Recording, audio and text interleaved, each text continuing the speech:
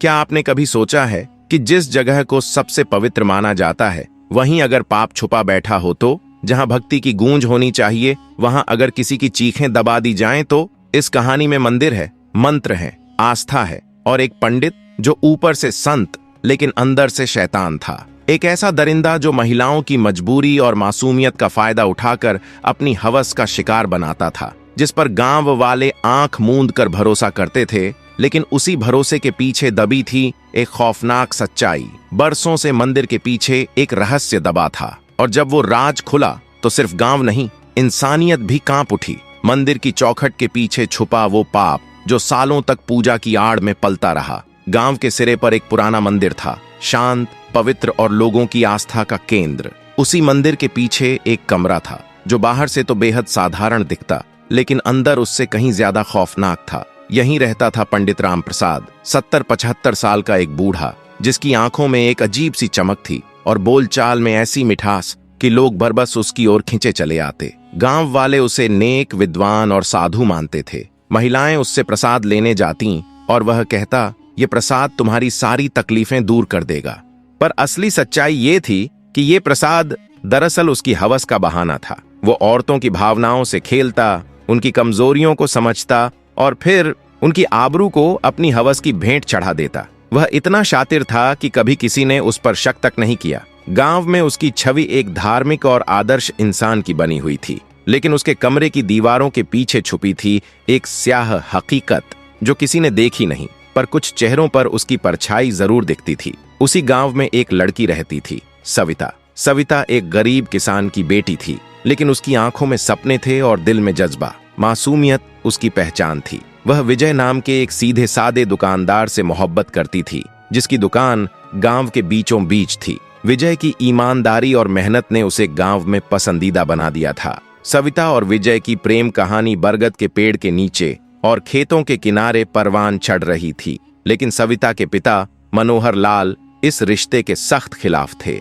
उनका मानना था कि एक अमीर घराने में बेटी की शादी करके वे अपने परिवार को गरीबी से बाहर निकाल सकते हैं। तभी एक दिन सविता की मां लक्ष्मी ने कहा, पंडित जी के पास जा बेटी, उनका प्रसाद चमत्कारी है, अगर दिल की बात कहेगी तो वो कोई राह जरूर निकाल देंगे। सविता को यह बात हजम नहीं हुई। उसे पंडित पर कभी विश्वास नहीं रहा। गांव में कई औरतों को लेकर कानाफूसी थी जो उसके पास गईं और लौटते वक्त उनके चेहरे पर चुप्पी का अजीब साया दिखा, पर किसी ने कभी कुछ खुलकर नहीं कहा। लक्ष्मी की जिद के आगे सविता को झुकना पड़ा और यहीं से वो कदम उठा जिसने उसकी जिंदगी की दिशा ही बदल दी।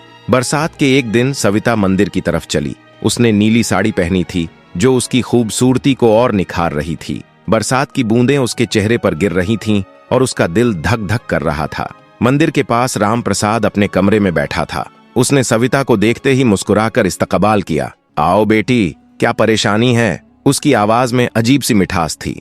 सविता ने हिचकिचाते हुए अपनी कहानी सुनाई। उसने बताया कि वह विजय से मोहब्बत करती है, लेकिन उसके वालिद इस रिश्ते के खिलाफ हैं। राम प्रसाद ने सर हिलाया और कहा, यह तो बहुत छोटी सी बात है सविता, मेरा प्रसाद तेरी जिंदगी बदल देगा, यह ले और इसके लिए तुझे मेरी बात माननी होगी। उसने सविता को प्रसाद दिया और कहा, तुम्हारे दुख और परेशानियां दूर हो जाएंगी, लेकिन इसके लिए खास पूजा रात को अकेले करनी होगी, तुम किसी को ना बताना। सविता का दिल धक धक करने लगा। उसे राम प्रसाद की नीयत पर शक हुआ। उसने पूछा, क्या यह पूजा दिन में नहीं हो सकती? राम प्रसाद ने हंसते हुए कहा, बेटी, जादू रात को ही होता है, तुम फिक्र न करो, मैं तेरा भला ही चाहता हूँ। सविता घर वापस आई, लेकिन उसका दिल बेचैन था। उसने विजय से बरगद के पेड़ के नीचे मुलाकात की और सारी बात बताई। विजय गुस्से से भर गया। उसने कहा, सविता, यह पंडित कोई अच्छा आदमी नहीं है, गांव में उसके बारे में बातें चलती हैं, तुम उसके पास वापस नहीं जाओगी। लेकिन सविता ने कहा,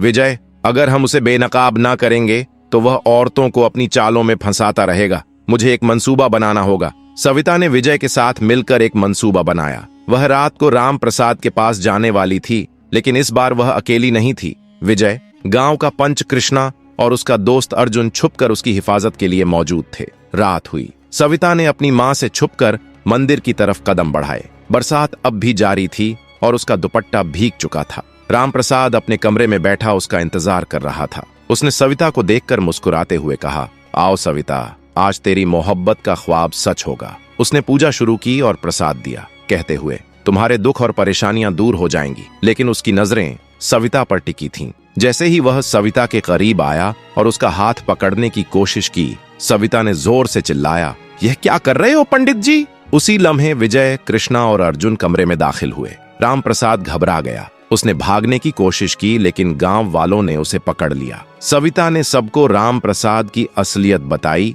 कि वह प्रसाद के बहाने औरतों को धोखा देता था। गांव वालों ने उसे सजा दी और गांव से निकाल दिया। सविता की हिम्मत की कहानी गांव में मशहूर हो गई। सविता के वालिद मनोहर लाल ने भी विजय से उसकी शादी कबूल कर ली। 1 साल बाद सविता और विजय की शादी हुई। शादी के दिन विजय ने सविता के हाथ में एक चांदी का कंगन पहनाया, जो मोहब्बत का बंधन था, ना कि किसी पंडित की चालाकी का। सविता ने घर संभाला और गांव की औरतों को सिलाई और कढ़ाई सिखाने लगी। विजय ने अपनी दुकान को बढ़ाया और दोनों की मोहब्बत हर रोज गहरी होती गई। लेकिन राम प्रसाद की कहानी खत्म ना हुई। उसके दिल में बदले की आग सुलग रही थी। वह गांव से निकल गया, लेकिन उसने अहद किया कि वह सविता और गांव वालों से हिसाब चुकता करेगा। 1 साल बाद गांव में एक नई अफवाह फैली। एक नया पंडित शंकरदास गांव के करीब एक छोटे से आश्रम में रहने आया। उसकी उम्र भी 70 से 75 साल थी, लेकिन उसका चेहरा पुरकशिश था। वह औरतों को प्रसाद देता और कहता, आपके दुख और परेशानियां दूर हो जाएंगी।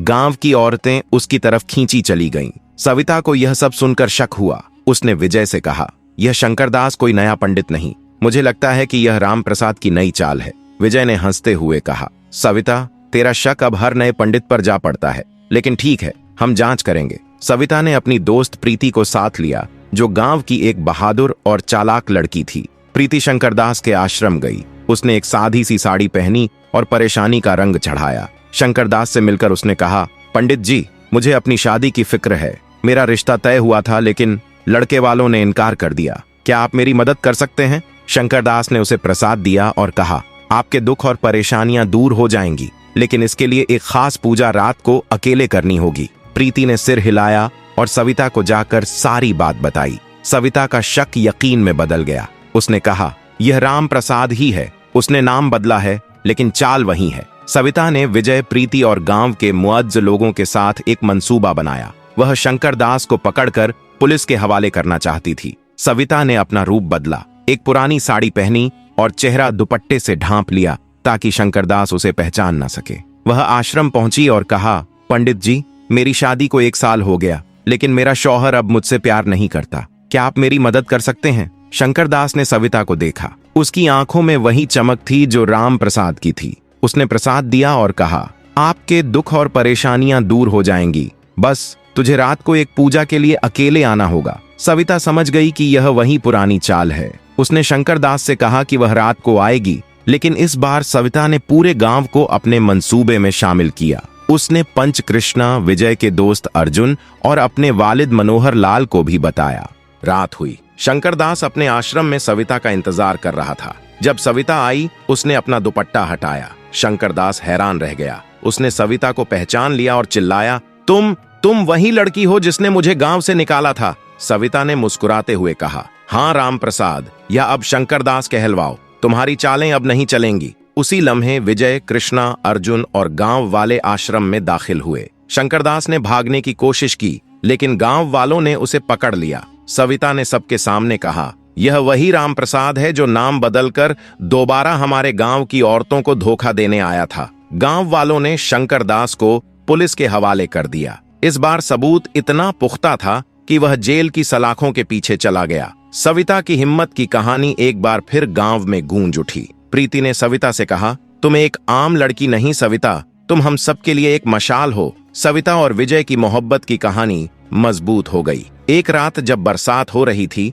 विजय ने सविता को अपने घर की छत पर बुलाया। उसने सविता के हाथ में एक चांदी का कंगन दिया। विजय ने कहा, सविता, यह मेरी मोहब्बत का वादा है। तुमने न सिर्फ मेरी जिंदगी बचाई, बल्कि पूरे गांव को एक धोखेबाज से नजात दिलाई। सविता की आंखों में आंसू आ गए। उसने कंगन पहना और विजय के गले लग गई। बरसात की बूंदों के बीच दोनों ने हमेशा साथ रहने का वादा किया। अब हम आपको एक और धोखे की कहानी से रूबरू कराते हैं, जहां सच्चाई की जीत हुई और ढोंग का पर्दाफाश हुआ। चलिए शुरू करते हैं अगली कहानी। गांव में कुछ महीनों से एक नया व्यक्ति आया था, जो खुद को स्वामी वेदांत कहता था। उसकी लंबी सफेद धोती, चमकदार माथे का तिलक और मीठी मीठी बातें सुनकर गांव वाले उसे एक पवित्र व्यक्ति समझने लगे। उसने दावा किया कि उसके पास एक अनोखा मंत्र है जिससे हर परेशानी दूर हो जाती है। स्वामी वेदांत ने कई गांव वालों से पैसे लेकर उनसे कहा, मेरे खास अनुष्ठान से आपकी किस्मत चमक जाएगी। कुछ लोगों ने इस पर विश्वास किया तो कुछ लोग संदेह में थे,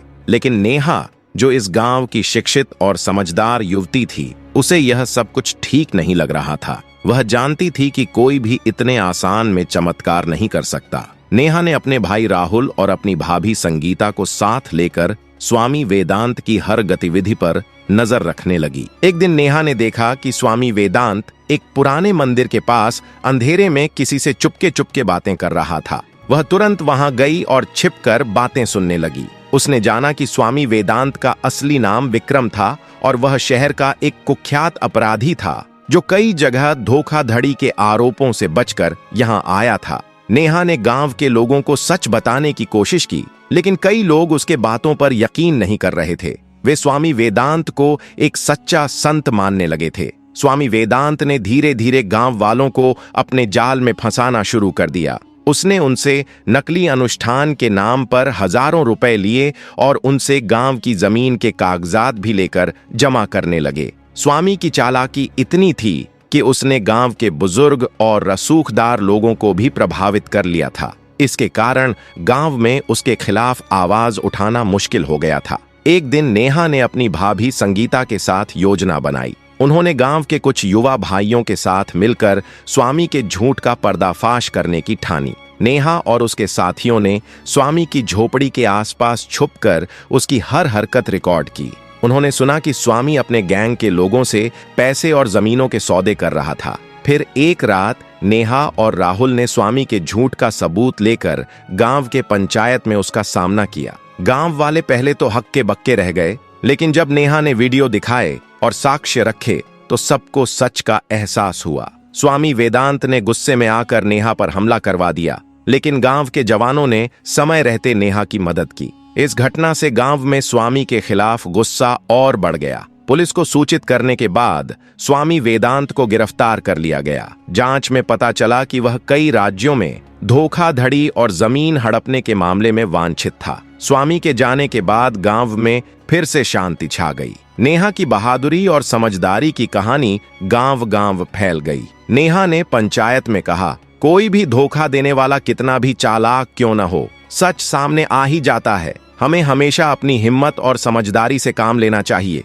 धोखे में मत आना, क्योंकि सबसे बड़ा जादू हमारे अपने दिल और दिमाग में होता है। उस दिन से गांव की औरतें और जवानों ने खुद को मजबूत बनाया और तय किया कि कोई भी बाहर से आए धोखेबाज को गांव में पनपने नहीं देगा। आखिरकार इस कहानी से हमें एक बहुत बड़ा सबक मिलता है कि आस्था तब तक पवित्र है जब तक उसका इस्तेमाल सच्चाई और अच्छाई के लिए किया जाए। लेकिन जब कोई व्यक्ति उसी आस्था का मुखौटा पहनकर लोगों को गुमराह करने लगे तो वो इंसान नहीं, एक सामाजिक दानव बन जाता है। ऐसे लोगों को पहचानना, उनसे सवाल करना और उनका सच सामने लाना हमारी जिम्मेदारी है। सविता जैसी साहसी महिलाओं की कहानी हमें ये याद दिलाती है कि जब इंसान अपने आत्मविश्वास और सही सोच के साथ खड़ा होता है तो कोई भी झूठ ज्यादा देर तक टिक नहीं सकता। ये कहानी सिर्फ एक धोखेबाज की नहीं, बल्कि हर उस इंसान की चेतावनी है जो किसी के विश्वास का फायदा उठाने की सोचता है।